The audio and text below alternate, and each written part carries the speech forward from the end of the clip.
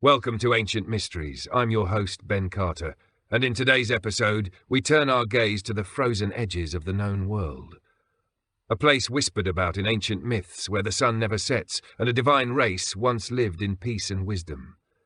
Is it just legend, or the key to a forgotten chapter of human history?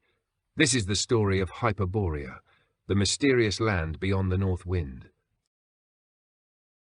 The earliest references to Hyperborea come from ancient Greek sources. The name itself means beyond Boreas, the North Wind. In Greek cosmology, Boreas was the personification of the icy wind that howled down from the frozen north. To live beyond that wind implied a realm untouched by the harshness of ordinary human life, a place of eternal spring, untouched by suffering or war. According to Herodotus, the father of history, the Hyperboreans were a blessed people who lived far beyond the lands of the known world. They were said to dwell in perpetual sunlight, in a land where crops grew without toil and where death was rare and peaceful. The poet Pindar described Hyperborea as a place of music, harmony, and holiness, where Apollo, the god of light and prophecy, would retreat during the cold winter months. He would leave his temple at Delphi and journey to this mysterious northern paradise, welcomed by its radiant inhabitants. Some believed that the Hyperboreans were not just remote, but immortal, a race of radiant beings, perhaps more divine than human. They lived without illness, violence, or corruption. Their lives were simple, guided by sacred ritual and a deep connection to the natural world. This utopian society was believed to predate all known civilizations. In Greek accounts, the Hyperboreans were already ancient when the first temples were raised in Athens. They sent gifts, wrapped in sacred straw, down a mysterious chain of lands, through the Scythians, the Thracians, and finally to the temple of Apollo at Delphi. No one knew how far north their homeland truly was. Some suggested the farthest edges of Thrace. Others believed it lay beyond the Riphean Mountains, a name now lost to modern geography. But always, the Hyperboreans remained just out of reach, real enough to influence religious ritual, but distant enough to remain cloaked in myth. Later Roman sources picked up the tale. The historian Pliny the Elder described the Hyperboreans as living for 1,000 years, only choosing death when they were ready. They would throw themselves into the sea in a final act of willful transcendence. Even in the days of the Roman Empire, Hyperborea remained a symbol of a lost golden age, a pre-fall civilization that stood as the inverse of Rome's growing decadence. But who were these people? Were they a metaphor, an ideal, or a cultural memory of a real ancient race? The deeper one looks into the myths of Hyperborea, the more it echoes stories from other cultures, of beings of light, of skyborn teachers, and of civilizations that vanished without a trace. In the ancient world, such stories were rarely invented. They were passed down, preserved. And if the Greeks had a name for this northern paradise, perhaps others did too. The central mystery of Hyperborea lies in its elusive geography. Despite being frequently mentioned in ancient texts, no precise location was ever recorded. The Greeks spoke of it as being far to the north, beyond the reach of their own explorations, but the descriptions are vague, poetic, and often contradictory. Some accounts suggest it was an island surrounded by ocean, while others speak of high mountains or endless plains. All agreed, however, that it was a place beyond hardship, a land where the sun shone day and night, where death came not by disease, but by quiet choice. This image of an Arctic paradise clashes with the modern understanding of the polar regions as barren, frozen, and inhospitable. But in recent decades, a growing number of researchers have pointed to the Younger Dryas period, more than 12,000 years ago, when the Earth experienced a sudden and dramatic shift in climate. Before this cataclysm, parts of the Arctic may have been lush, green, and temperate. Some scientists have even proposed that the North Pole itself may not have always been frozen. If true, this would mean that the ancient stories of a fertile land in the far north might not be fantasy, but distant memory. Further deepening the mystery are the myths of other ancient cultures. Norse legends speak of a land called Ultima Thule, far to the north, bathed in eternal daylight. Hindu cosmology describes a sacred region called Shambhala, hidden in the mountains to the north, inhabited by enlightened beings. In Native American traditions, there are stories of ancestral tribes migrating from the land of the White Sun, a place of purity and knowledge that once existed in the distant north.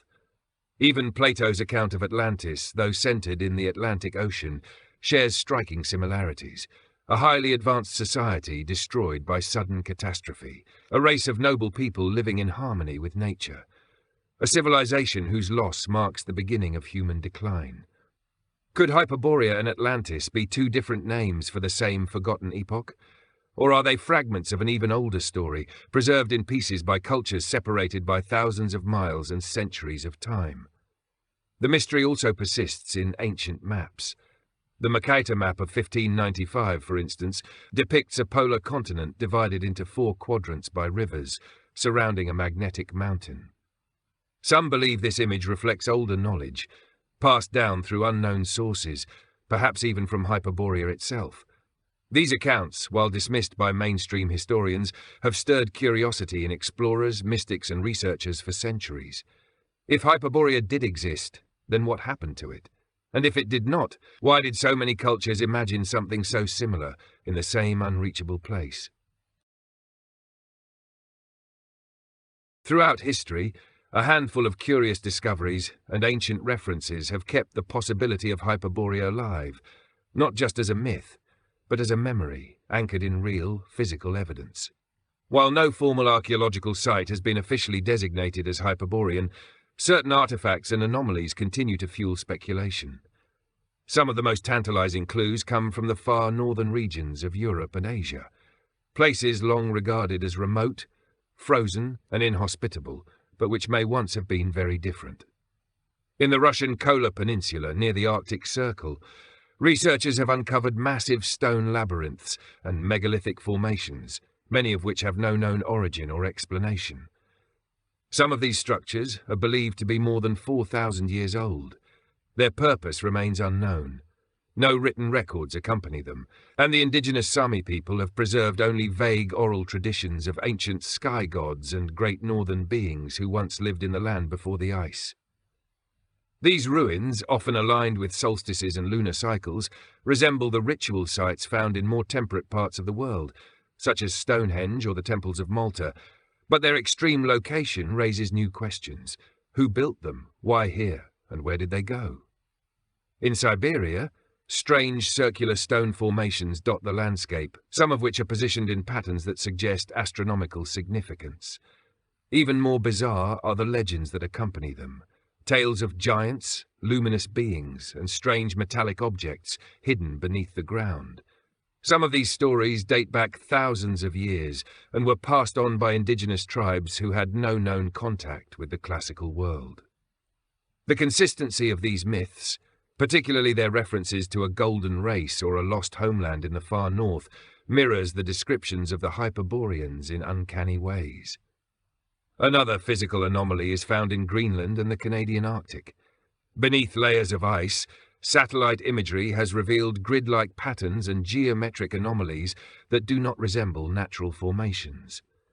Some independent researchers have proposed that these could be remnants of ancient structures, now buried under glaciers that only formed after the sudden climatic collapse of the Younger Dryas period.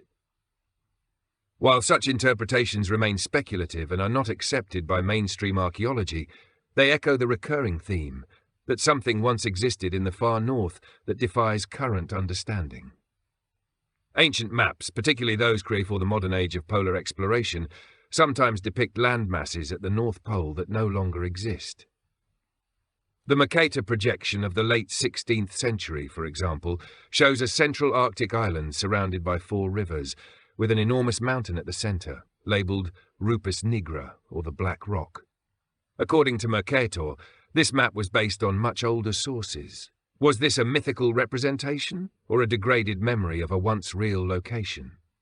These pieces, the unexplained ruins, the geographic anomalies, and the strange polar cartography, do not prove the existence of Hyperborea, but they refuse to go away. They remain on the edges of our maps and at the margins of our history. They hint at a story half erased, still waiting to be uncovered. Among conventional scholars and historians, Hyperborea is generally regarded as a symbolic construct, a mythical representation of paradise, not a real location. In this view, ancient references to Hyperborea reflect a cultural longing for a lost golden age rather than an actual geographic region. Classical scholars argue that the Greeks, like many ancient peoples, created idealized worlds as spiritual metaphors. Hyperborea, in this context, was a mythic expression of human aspirations: eternal youth, peace, harmony, and freedom from suffering. Herodotus, often cited as a key source, was careful in how he described Hyperborea. He presented the information as second-hand, passed on through various cultures, and noted that much of what he heard could not be verified. Later historians, including Diodorus Siculus and Strabo, treated the Hyperborean accounts with similar skepticism, acknowledging their mythological nature while still preserving the details. These ancient writers often associated Hyperborea with religious symbolism, particularly the worship of Apollo. The recurring image of the god retreating to the north during the winter has been interpreted as allegory, perhaps describing the seasonal cycles of the sun or the spiritual journey inward toward enlightenment. Modern scholars build on this interpretation, viewing Hyperborea through the lens of psychology, literature, and comparative mythology. The idea of a land beyond the reach of pain, where the sun never sets and people live in effortless joy, is seen as a universal archetype, a kind of collective dream that appears in cultures across time. Carl Jung and later mythologists proposed that such recurring motifs point not to physical locations, but to shared human desires, encoded in the subconscious mind. Geographically, many historians argue that Hyperborea was a misunderstanding or poetic exaggeration of real northern lands, such as Scythia, Thrace, or even the British Isles. As Greek sailors ventured farther north, their reports of long summer days, strange rituals, and unfamiliar people may have inspired tales that grew in the retelling. The phenomenon of the midnight sun, observed above the Arctic Circle, would have appeared miraculous to early observers and could easily have fed into myths of eternal daylight.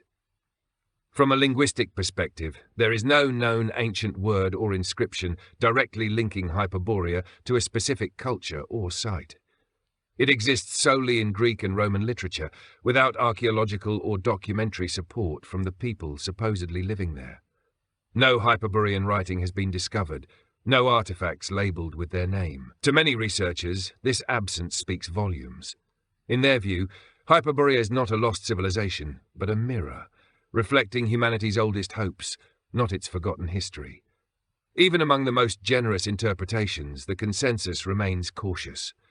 There is no concrete proof of an advanced northern civilization that aligns with the ancient descriptions. And yet, the persistence of the Hyperborean myth, its global parallels, and the geographical peculiarities surrounding it continue to unsettle the clean divisions between myth and memory. For conventional scholars, Hyperborea remains a legend, not because it has been disproven, but because it has never been definitively found. Yet even within academic circles, there is a growing awareness of the limits of conventional interpretation. As our understanding of ancient climate patterns, ocean currents, and tectonic shifts deepens, so too does the possibility that what was once considered myth may hold fragments of truth. The story of Hyperborea sits at the crossroads of memory and myth, not because it has been proven false, but because so many essential questions remain unanswered. And it is in these unanswered questions that cracks begin to appear in the mainstream narrative. First is the issue of ancient memory. How could multiple ancient cultures, Greek, Norse, Hindu, Native American, and Tibetan, all hold remarkably similar stories of a luminous, peaceful land in the far north? Each tradition speaks of beings of light, wisdom, and longevity. Each describes a sacred place that is difficult or impossible to reach in the present day. These cultures had no known contact with one another, yet their stories resonate as if drawn from a common source. Could these be the inherited memories of a shared past, distorted over millennia but grounded in something real? Another unresolved puzzle lies in the symbolic association between Hyperborea and advanced knowledge. In Greek tradition, it was from Hyperborea that sacred offerings were sent to Delphi, the very heart of Greek prophecy. This was not a fictional detail, but a ritual embedded in religious practice. The idea that Delphi, one of the most revered sites of the ancient world, owed part of its spiritual legacy to an unseen land in the far north, raises further questions. Was Hyperborea more than myth? Was it considered by the Greeks to be a source of spiritual power, perhaps even a primordial origin? Then there is the geological mystery. The Younger Dryas event, which occurred around 12,800 years ago, marked a sudden and violent drop in global temperatures. Before this event, some regions near the Arctic Circle were believed to have milder, even temperate climates. Core samples from northern Greenland suggest vegetation once grew there that cannot survive in modern polar conditions. If a civilization had existed in these latitudes before the ice returned, its remains would likely lie buried beneath glaciers, completely hidden from view. The lack of evidence in this case does not disprove the possibility. It merely confirms how little of the prehistoric world has been explored or preserved. Satellite imagery has revealed strange topographical features at both poles, grid-like shapes, circular depressions, and mountain formations that seem unnaturally symmetrical. Mainstream geology often attributes these to natural processes, wind erosion, ice flow, or volcanic activity. But others ask whether we are dismissing these patterns too quickly. If a civilization had existed in the far north, the environmental collapse at the end of the Pleistocene would have wiped away nearly all trace of it. Only the most resilient structures, perhaps megaliths, perhaps maps, perhaps myths, would remain, and so the contradictions persist. The ancient stories of Hyperborea do not fit neatly within the framework of accepted history, but neither do they fully dissolve under scrutiny. They linger, strange, persistent, and deeply unsettling, not because they are irrational, but because they might be just rational enough to deserve a second look. While mainstream archaeology stops at the edge of verifiable evidence, a wide range of fringe theories has stepped beyond, offering alternative interpretations of the Hyperborean mystery. These ideas often challenge established timelines, question traditional geography, and propose the existence of highly advanced ancient civilizations whose knowledge was lost in cataclysm. Though unproven, they persist because they offer explanations for anomalies the conventional narrative cannot easily resolve. One of the most enduring theories suggests that Hyperborea was not merely a land of peace and light, but the cradle of all Indo-European civilization. According to this idea, long before Sumer or Egypt rose, a race of enlightened beings lived in the far north, spreading knowledge, language, and cosmic science to the rest of the world after their homeland was destroyed. These Hyperboreans are sometimes described as semi-divine or even extraterrestrial in origin, not because of fantasy, but because of their apparent mastery of energy, sound, and geometry. Ancient myths describe them as tall, radiant, and ageless, with a deep understanding of the stars and the seasons. In esoteric traditions, especially those influenced by theosophy and later occult philosophies, Hyperborea is said to have been the first spiritual root race, a non-physical or semi-etheric people who lived in harmony with the earth and the cosmos. Helena Blavatsky, writing in the late 19th century, described Hyperboreans as beings of light, living in a land that no longer exists in the physical plane.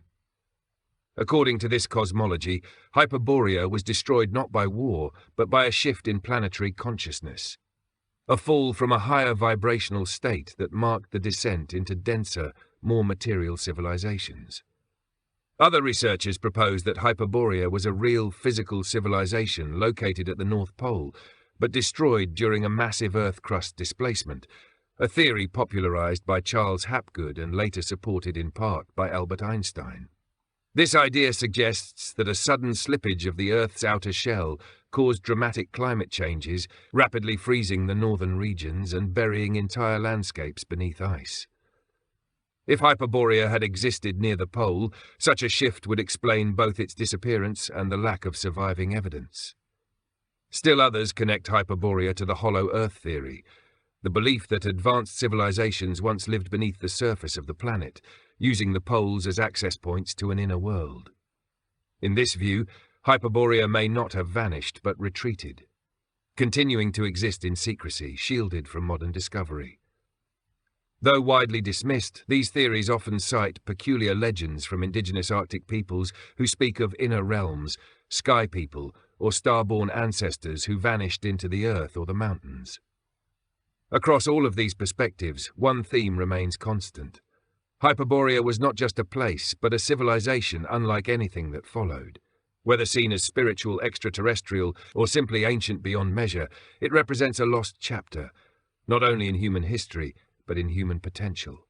Its supposed wisdom, peace, and harmony contrast sharply with the rise and fall of later empires. And in that contrast, some see a warning, others see a key. Beyond its physical and historical implications, the legend of Hyperborea carries immense symbolic weight. It is more than just a story of a lost civilization. It is a mirror reflecting the deepest yearnings of the human spirit. In nearly every tradition that speaks of it, Hyperborea is described not only as peaceful and prosperous, but as spiritually elevated. It represents a state of being, a higher mode of existence in which humanity lived in harmony with nature, time, and the cosmos. Whether literal or not, this vision has endured for millennia because it taps into something universal, the desire to return to a world uncorrupted by power, war, or suffering. To the Greeks, Hyperborea was the land of the sun, a place where life was effortless, and where death came gently, like the setting of the sun. The Hyperboreans were said to dance and sing, offering sacred hymns to the gods without fear or sorrow. Their festivals were timeless, their rituals were harmonious. Their lives were said to unfold in perfect balance, untouched by the chaos that defines so much of the ancient world. In this way, Hyperborea became the antithesis of the Greek city-state, a vision of divine order that no empire could match. In modern interpretations, Hyperborea has been reimagined through the lens of spiritual philosophy. It is often equated with the idea of a primordial Eden, a place where consciousness had not yet fragmented, where human beings were not yet divided from the earth, from one another, or from the heavens. In some esoteric traditions, Hyperborea is associated with the crown chakra, or with polar symbolism, the idea that the north, as the axis mundi or world pillar, holds the spiritual center of the earth. Here the legend becomes less about geography and more about metaphysics. Hyperborea is no longer a lost place, but a lost state of mind, a frequency we once lived in and somehow fell from. The symbolism extends even to its disappearance. The idea that Hyperborea was erased by a cataclysm, whether geological, spiritual, or dimensional, echoes the myths of Atlantis, Lemuria, and other sunken worlds. This recurring pattern of rise, transcendence, and fall appears across cultures, suggesting a universal rhythm. Civilizations ascend. They reach a pinnacle of light, knowledge, and connection, only to be swept away by forces greater than themselves. What remains is memory, encoded in myth, preserved in stone, or whispered through time. In this way, the myth of Hyperborea challenges us. It is not just about what may have existed, but what may still be possible. It dares us to imagine that history is not a straight line, but a cycle. That the future is not just forward, but inward. And that the true mystery is not whether Hyperborea once stood on the frozen edge of the earth, but whether it still echoes inside us, waiting to be remembered. When we trace the path Hyperborea has taken through time, from ancient myth to esoteric doctrine, from geographic enigma to spiritual metaphor, we find a constellation of ideas that refuses to fade. Each piece we have examined reveals not a single mystery, but a network of questions, overlapping across cultures, landscapes, and timelines. From the accounts of Greek poets and philosophers, to the sacred traditions of indigenous Arctic tribes, from forgotten maps and polar anomalies to speculative theories of lost civilizations, Hyperborea is less a singular place than it is a point of convergence. A name given to something we do not fully understand but cannot forget. What makes the legend so enduring is not only its content, but its consistency. In every version, the pattern repeats. A remote northern land bathed in light, inhabited by beings of peace and wisdom, untouched by decay. A paradise beyond time. This idea persists not just in the Western tradition, but in Tibetan stories of Shambhala, in Norse sagas of Asgard, and in the Hindu vision of Uttarakuru, a pure land to the north, where divine beings reside. These are not identical, but they are unmistakably aligned. They point in the same direction, to the top of the world, to the edge of memory, and to a time before time. The material clues are fewer, but no less compelling. Ancient stone structures in Arctic regions, unexplained magnetic anomalies beneath the polar ice, and depictions of northern continents on Renaissance maps all continue to defy easy explanation. The Mercator map, with its central black mountain and encircling rivers, stands as one of the most provocative images tied to the legend. Some say it is symbolic. Others believe it reflects knowledge that predated our current understanding of the world, perhaps passed down through secret traditions or survivors of a forgotten cataclysm. The scientific data offers no definitive answer, but it, too, holds space for possibility. The sudden onset of the younger dryas, the discovery of ancient plant life in Greenland, and the increasing evidence that climate and geography were radically different just 12,000 years ago all suggest that the story of Earth's past is far more complex than textbooks reveal. If a culture once thrived in what is now the Arctic, it would have been buried, frozen, and erased. Only myths, monuments, and magnetic traces would remain. And still, Hyperborea remains just beyond the reach of proof. It is not a forgotten ruin that can be excavated. It is a shadow that stretches across languages and legends, visible not in stone, but in symbols, stories, and strange alignments. For some, that makes it less real. For others, it makes it more so. Because in a world shaped by cycles of memory and forgetting, sometimes the oldest truths survive not in the ground, but in the stories we cannot stop telling. The legend of Hyperborea does not end with a map or a monument. It lives on because it speaks to something deeper than discovery. It touches the realm of memory, the yearning for a time when humanity was more connected, more whole. Whether we see it as a literal place, a lost civilization, or a mythic reflection of a forgotten age, Hyperborea invites us to ask questions that history alone cannot answer. What if the past was more advanced than we imagine? What if memory can survive collapse, not through artifacts, but through story? In many ways, Hyperborea serves as a symbol for what has been buried, not only under ice and time, but within ourselves. It represents an origin point, a sacred center, a time before fragmentation, a civilization that may have lived in alignment with forces we no longer understand. If it once existed, it may have held knowledge of the stars, of energy, of spirit, knowledge not lost, but dormant, waiting, echoing through the oldest myths and the quietest ruins.